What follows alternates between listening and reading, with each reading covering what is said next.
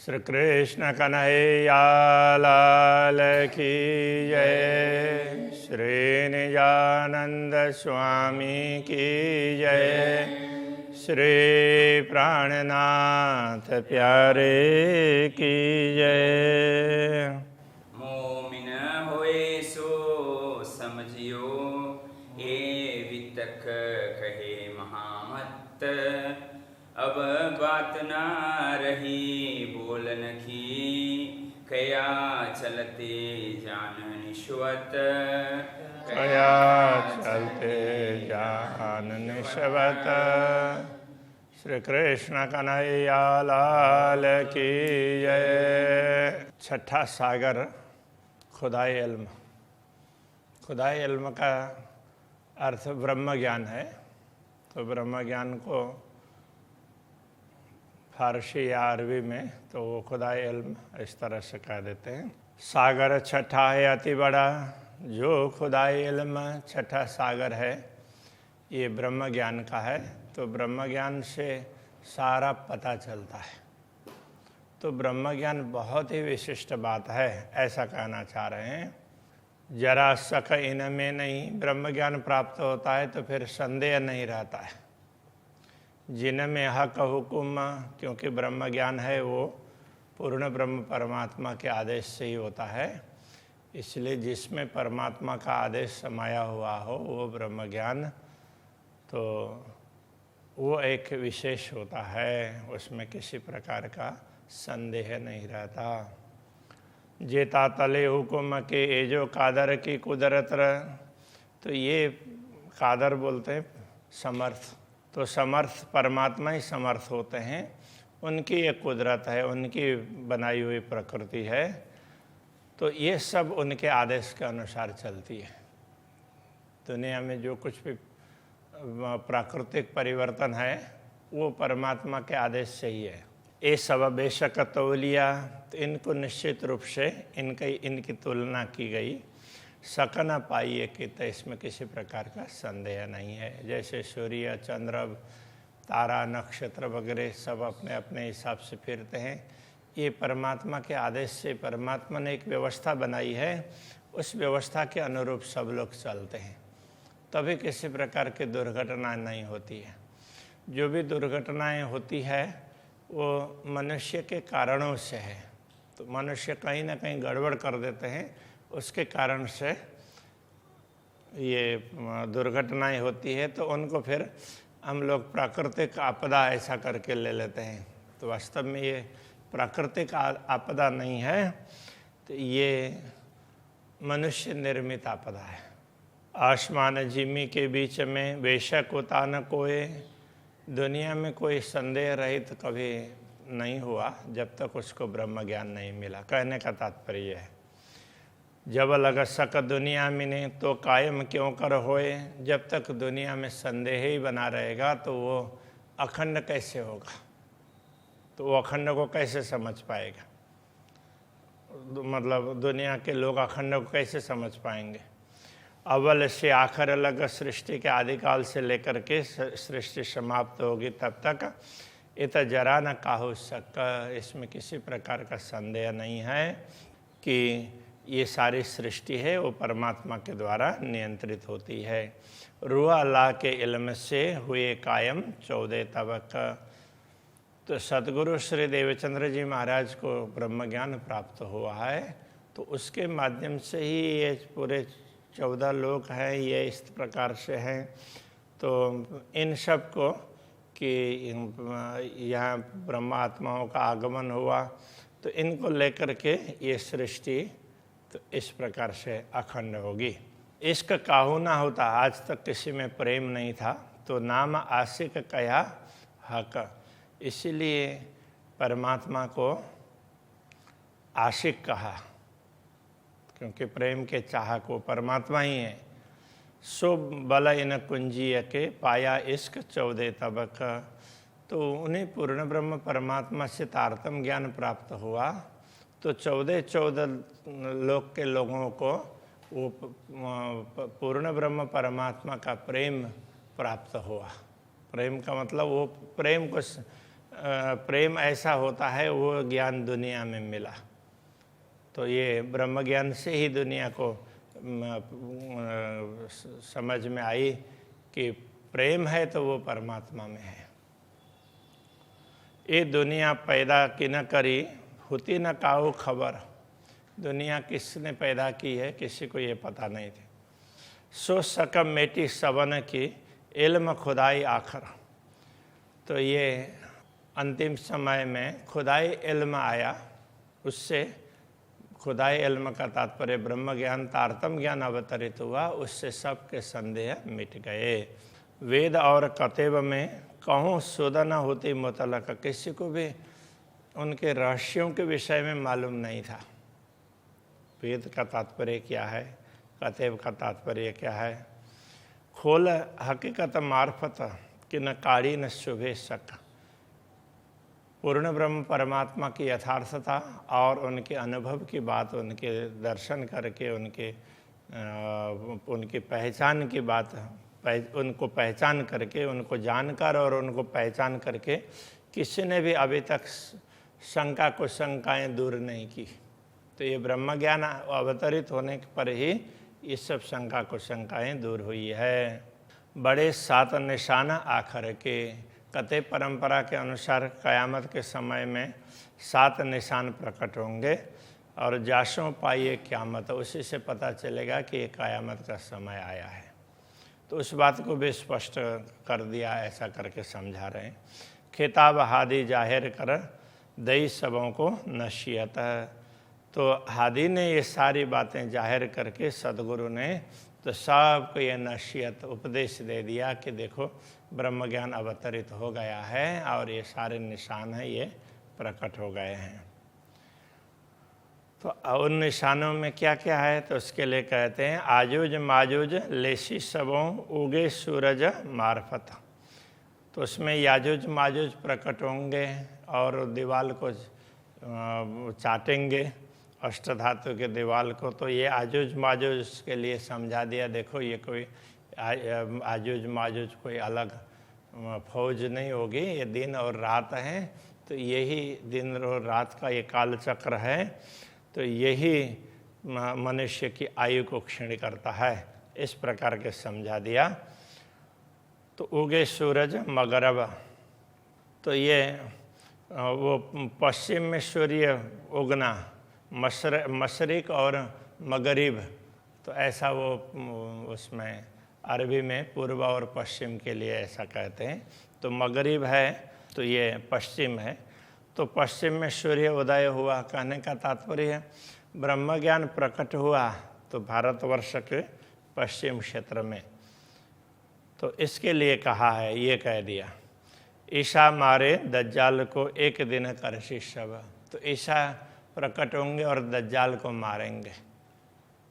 तो ब्रह्म ज्ञान लेकर के सद्गुरु प्रकट हुए और उन्होंने जो ज्ञान दिया उसके माध्यम से ही भ्रांतियाँ मिट गई। ये भ्रांति है, यही राक्षस का स्वरूप है, दज्जाल का स्वरूप ये भ्रम ही है। तो दाभा ओसी जाहिर, तो दाभा कहते हैं कि एक पशु ऐसा बनेगा, जानवर ऐसा उस समय आएगा, तो ऐसा कह दिया। तो दावा जाहिर होगा तब क़यामत का समय कहेंगे, तो वो जाहिर हो गया है, ये कहना चाह रहे हैं। मेहदी मोमिनो इमामत, ब्रह्मात्माओं के बीच में महदी मोहम्मद वो सब उसके कते परंपरा के अनुसार इस प्रकार से कहा, तो वो इमाम बन कर के अपने इमामत करेंगे, तो वो गुरु बन कर के सबको उपदेश देंगे। तो सतगुरु प्रकट हुए हैं, उन्होंने ये सारा उपदेश दे दिया है। उड़ावे सूर अशराफील, तो क़यामत के समय पर फरिश्ता भी प्रकट होगा इसराफील, और वो सूर फूंक करके सबको उड़ा देगा। तो ये बुद्ध जी प्रकट हुए और उनके ज्ञान के द्वारा बुद्ध जी की ज्योतें कियो प्रकाश, त्रैलोकी के तिमिर को कियो नाश। इस तरह से सब अंधकार को उड़ा दिया है। वेशक पाया वक़्त, तो ये अवसर है पूर्ण ब्रह्म परमात्मा को पहचानने का है, इस प्रकार से समझा दिया। तो ऐसे में काफिर और मुनाफिक। काफिर तो जो परमात्मा को न मानने वाले, और मुनाफिक है वो परमात्मा के प्रति ईमान न रखने वाले। तो ऐसे तो ये दोनों प्रकार के लोग हंसते थे मोहम्मद पर। तो मोहम्मद कहते हैं परमात्मा का कार्य करने वाले। तो सदगुरु जब प्रकट हुए तो उनको देख करके, उनके कार्यों को देख करके लोगों को पहले संदेह हुआ, तो इसलिए ये हंसते थे। सोई दिन अब आए मिला, वो दिन अब प्रकट हो गया है जो मोहम्मद ने कही थी। आखिर रसूल ने पहले आकर के कहा था क़यामत के समय पर ऐसा ऐसा होगा, तो ये समय आ गया है। वशरी मलकी और हक की कही मोहम्मद तीन सूरत।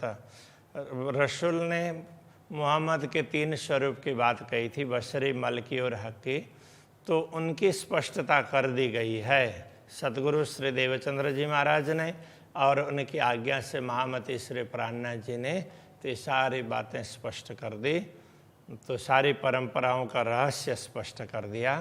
करे सिफायत आखिर खासल खास उम्मत।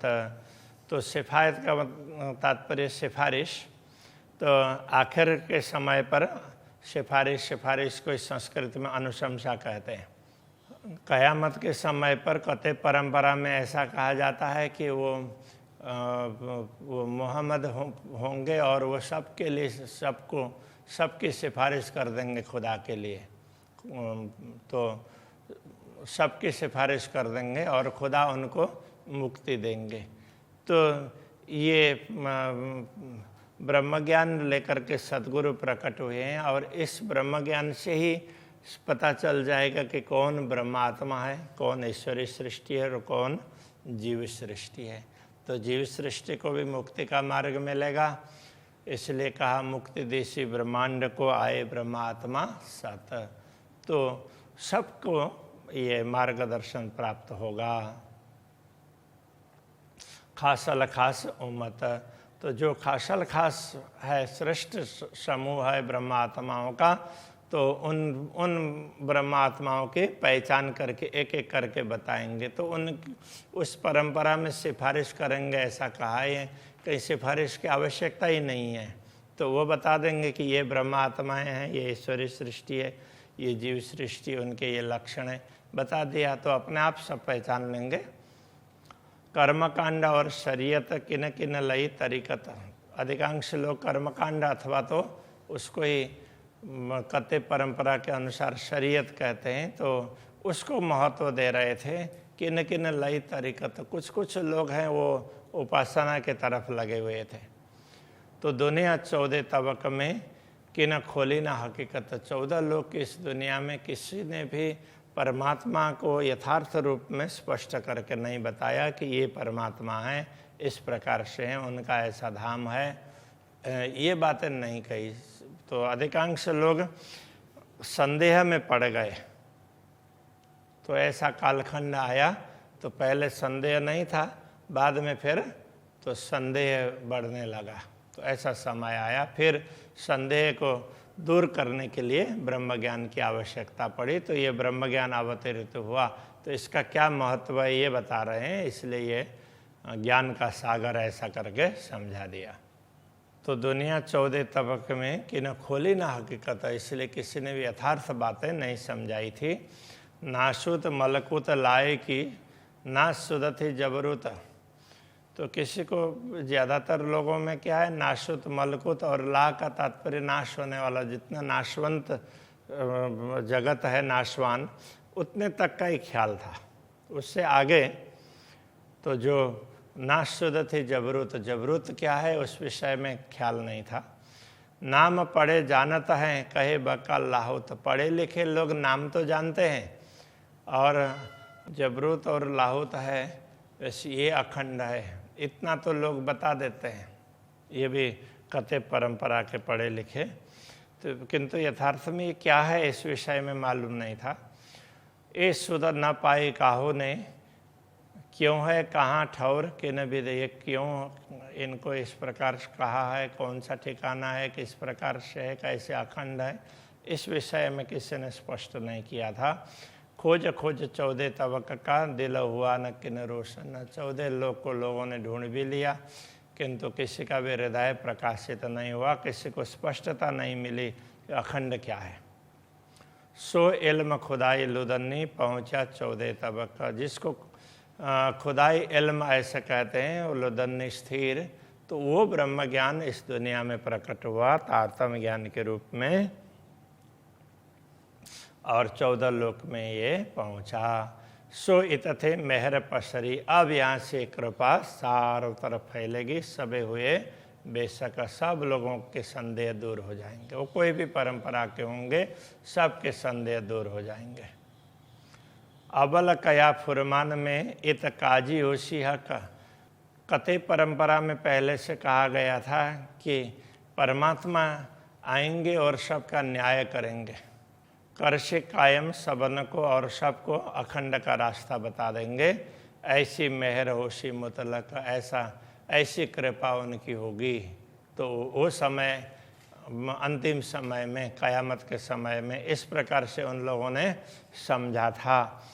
तो कहते हैं कि परमात्मा ने प्रकट होकर के ब्रह्म ज्ञान दे दिया है, तो वो समय आ गया है। अब उसके लिए कब आएगा ये सब सोचने की आवश्यकता नहीं है, वो बता रहे हैं। एक खेल किया किन वास्ते और हुआ किन के हुक्म। ये खेल, ये सृष्टि किसके लिए बनाई है, किसके आदेश से बनाई है, तो इस पर कोई ध्यान नहीं दे रहा था। इस शुद्ध काहू ना परे, किसी को इस ज्ञान नहीं था। कहाँ अर्श बका खसम, वो परमात्मा कहाँ है, वो परमधाम कहाँ है, वो अखंड कहाँ है, इस विषय में किसी को ज्ञात नहीं। तो गिरो रूहें फिरस्ते लैल में किन वास्ते आए उतर। तो इस लैल का मतलब अज्ञान की रात्रि में, तो अखंड धाम की आत्माएं इस दुनिया में क्यों आई है, किस लिए आई है। और कुन कहते खेल पैदा किया एक किन ने किन खातर। तो जिसको कहते परंपरा में सृष्टि ऐसे ही खुदा ने ऐसे संकल्प कर लिया और सृष्टि हो गई, ऐसा बोलते हैं। तो किसके लिए बनाई है। तो ये सारी बातें ब्रह्म ज्ञान के अवतरण होने के बाद में स्पष्ट हुई। तो ये तो दुनिया ब्रह्मात्माओं को दिखाने के लिए बनाई गई है, इस प्रकार से ये स्पष्टता कर दी। किन कौल किया बीच अरश के, कहे अरवाह जो मोमिन। तो जो परमधाम की आत्माएं, उनके बीच में पूर्ण ब्रह्म परमात्मा ने परमधाम की आत्माओं को परमधाम में ये कहा था कि मैं तुम्हें दुनिया दिखाऊंगा, इस प्रकार से वचन दिए थे। तो सो पढ़े वेद कतेब को एक खोली ना हकीकत किन। वैदिक परंपरा और कते परंपरा के ज्ञाता तो इस रहस्य को स्पष्ट नहीं कर पाए। तो ये सब तो परमात्मा तो एक ही है, तो उस बात को जानना बहुत आवश्यक है, ये बताना चाह रहे हैं।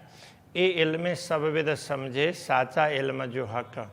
तो ये ब्रह्म ज्ञान अवतरित हुआ, इससे सबको पता चला कि देखो दुनिया में कहीं भी कोई भी ज्ञान आया होगा तो इन सब के मूल में तो एक ही परमात्मा है। तो अलग अलग स्थानों में, अलग अलग समय में, जहाँ जिस प्रकार से आवश्यकता होती है उस प्रकार से और जिस तरीके से आवश्यक है उस प्रकार से ज्ञान दिया जाता है। आखिर सबके मूल में तो एक ही परमात्मा है, वो जानना बहुत आवश्यक था। इसलिए ये इल्म सब विद समझे, इस ब्रह्म ज्ञान के अवतरित होने पर सबको समझ में आने लगी। साचा इल्म जो हक, जो सत्य ज्ञान है, ये ब्रह्म ज्ञान है। सब मर मर जाते होते किए इल्म बका मुतलक। तो सब लोग तो ऐसे ही मरते हुए जा रहे थे, कहाँ जाना क्या है कोई ठिकाना ही नहीं, किसी को ख्याल नहीं था। किसी ने स्वर्ग को मान लिया था, किसी ने वैकुंठ को मान लिया था, उससे आगे का लक्ष्य किसी ने निर्धारित नहीं किया था। तो ये ब्रह्म ज्ञान अवतरित होने के बाद में उसने निश्चित समझाया, देखो तो यहाँ तक ये क्षर जगत है, तो यहाँ तक परिवर्तनशील है, इससे आगे अविनाशी धाम है, उसको तुम समझ लो, इस प्रकार से स्पष्ट करके बता दिया। तो कते परंपरा में उनके संदर्भ में कहा था क्यों सदरतुल मुंतहा, क्यों है अर्श अजीम। कहीं सदरतुल मुंतहा की बात कही थी, कहीं श्रेष्ठ धाम की बात कही थी। क्यों कौल फैल हक के, क्यों हक सूरत हलीमा। तो परमात्मा के वचन क्या है और किस प्रकार के आचरण को उन्होंने श्रेष्ठ माना है, परमात्मा का स्वरूप किस प्रकार विशिष्ट है। हलीम का तात्पर्य मधुर, तो माधुर्यपूर्ण स्वरूप है। तो इस बात को भी ब्रह्म ज्ञान ने ही स्पष्ट करके समझा दिया। क्यों अरस आगु जोय है, क्यों अरस ढिगा है ताल। तो कैसे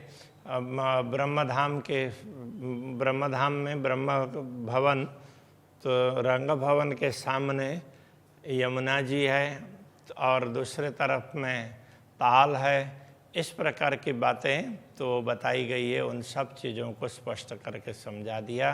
क्यों पशु पंखी अर्श के, क्यों बाग लाल गुलाल। किस प्रकार के अलग अलग बाग हैं, वो लाल गुलाल, तो ऐसे अलग अलग रंग के बाग हैं, चबूतरे हैं। तो उन सारी चीज़ों को स्पष्ट करके समझा दिया। क्यों खासल खास उम्मत बीच नूर तजल्ला जे। तो नूर तजल्ला के बीच में, नूर तजल्ला में तो खासल खास उम्मत है, ऐसा करके श्रेष्ठ धाम में तो वहाँ तो श्रेष्ठ आत्माएं इस प्रकार से बताया गया था। वो सारी बातें स्पष्ट करके समझा दी, ये इसके लिए कहा है ऐसा करके। क्यों खास उम्मत दूसरी जो कहीं बीच नूर के। तो दूसरी खास और वो जो श्रेष्ठ आत्माएं वो तो खासल खास है और दूसरी खास है। तो ये नूर अक्षर ब्रह्म के अंतर्गत है, उनके इस लीला के पात्र हैं। इस प्रकार से ये सब समझा दिया। ये नाम निशान सबों लिखे खुशबोए जिमी उज्ज्वला। ये नाम निशान सारी बातें समझा दी। और तो ये परमधाम की भूमि है, वो बहुत ही उज्ज्वल है और उस भूमि में चेतनता है, कोमलता है, सुगंधी है। तो ये सारी बातें स्पष्ट करके समझा दी। और कया पानी दूध सा जाए ताल जुए का जल। तो जो यमुना जी का और ताल का जल है और दूध से भी ज़्यादा सफ़ेद और बड़ा अच्छा क्या बोलेंगे कि बड़ा सुंदर लगता है, इस प्रकार का है, ऐसा बोला था। वो सारी बातें स्पष्ट करके बता दी। जो ये किनारे जरी देवरी पूरा जवेर दरखत। यमुना जी के किनारे पर मणिमयी देवरी है। जरी का तात्पर्य तो जैसे रत्न जड़ित हो, तो ऐसी तो वो देवरी है। तो वहाँ मंदिर वगैरह हैं। तो ये सब बातें बताई गई थी। पूरा जवेर दरखत, तो वो दरखत वृक्ष वगैरह भी लगते हैं, तो वो मानो रत्नों के हैं, इस प्रकार से लगते हैं। तो ये सारी बातें तो स्पष्ट करके बता दी। ये नाम निशान सबे लिखे पर कोई पावे ना हकीकत। ये सारी बातें बताई तो गई थी, संकेत कर दिया था, किंतु इनकी यथार्थता को कोई समझ नहीं पाया, इसलिए अर्थ का अनर्थ करते गए। नेक नेक निशान कहता हूँ वास्ते साहिदे मोहम्मद। ये अलग अलग प्रकार के निशान संकेत बताते हैं, क्योंकि ये बातें परमात्मा की शक्ति दुनिया में आती है तो वो किस किस प्रकार से क्या क्या बातें करती है, तो उसका स्पष्टीकरण करना आवश्यक था। तो इसलिए तो ब्रह्म ज्ञान ने ये सारी बातें समझा दी। ए पट खुल्या नूर पार का, कहो कहाँ लग काहू न हद। तो नूर से परे अक्षर से भी आगे अविनाशी धाम का ये सारा रहस्य स्पष्ट करके बता दिया। तो अब उसकी सीमा कहाँ, उसको कहाँ तक बताएं, कितने हद तक बताएं, मतलब कितना उसकी स्पष्टता करें। इल्म खुदाई लुदन्नी रूह अल्लाह लाए इत। तो रूह अल्लाह कते परंपरा में ऐसा कहा है, वो सदगुरु के लिए कहा। पूर्ण ब्रह्म परमात्मा ने प्रकट होकर के सदगुरु को ज्ञान दिया, तो दुनिया को सदगुरु ने ज्ञान दिया है, तो ये ब्रह्म ज्ञान है, इस प्रकार से कहा गया था। उमियों पट खोल बक्का मैंने बैठाए कर निस्बत। तो जो प्रेमी आत्माएं होती है, जो दुनिया के प्रपंच के छल कपट का ज्ञान नहीं रखती है, तो वो इस ब्रह्म ज्ञान को समझ करके तो वो अपने आप को स्वयं हम तो परम धाम में बैठे हैं ऐसा अनुभव करेंगी। तो ये ब्रह्म ज्ञान के अवतरण से ऐसी परिस्थिति उत्पन्न हुई है, ऐसा करके तो समझा रहे हैं। तो विभिन्न प्रकार की बातें अलग अलग परंपराओं में कही गई है, उनका स्पष्टीकरण यहाँ पर समझा रहे हैं। तो उसका कारण भी ये था कि जो लोग कथे परंपरा को लेकर के अत्याचार कर रहे थे, अधर्म कर रहे थे, तो उनको फिर उन्हीं ग्रंथों से समझाए, देखो तुम्हारे ग्रंथों में इस प्रकार से समझाया गया है, तो फिर तुम अनर्थ क्यों करते हो। तो ये बातें श्री प्राणनाथ जी समझाना चाह रहे हैं। तो इस तरह से ब्रह्म ज्ञान है तो वो चारों तरफ पूरी दुनिया में जितने भी परंपराएं हैं उन सब का स्पष्टीकरण इसी ब्रह्म ज्ञान के माध्यम से होता है। तो किंतु उन सब चीज़ों को भी जानना पढ़ना आवश्यक है, तब जाकर के पता चलेगा कि इनका तात्पर्य ये है। तो वो बातें श्री प्राणनाथ जी समझाना चाह रहे हैं। तो ये तारतम ज्ञान है, ये ब्रह्म ज्ञान है। तो ये सारी दुनिया में जो भी धर्म ग्रंथ है उनमें किसी भी प्रकार से कही हुई बातें हैं तो उनको बताने में, उनका रहस्य स्पष्ट करने में सक्षम है, ये बात समझाना चाह रहे हैं। तो अभी के प्रश्न को यहीं रखते हैं। श्री कृष्ण कन्हैया लाल की। बैठाए कर निस्वत, बैठाए कर निस्वत, इलम खुदाई लुदनी, इलम खुदाई लुदनी, रुअला ल्याइत, रुआला लाइत, उमियों पटखोल बकामिने, उमियों पटखोल बकामिने, बैठाए कर निस्वत, बैठाए कर निस्वत, बैठाए कर निस्वत, बैठाए कर निस्वत। ये श्री कृष्ण कन्हैया लाल की, श्री सद्गुरु महाराज की, श्री प्राणनाथ प्यारे की, श्री पांच नौतनपुरी धाम की, जगत गुरु आचार्य श्री 108 श्री कृष्णमणि जी महाराज की।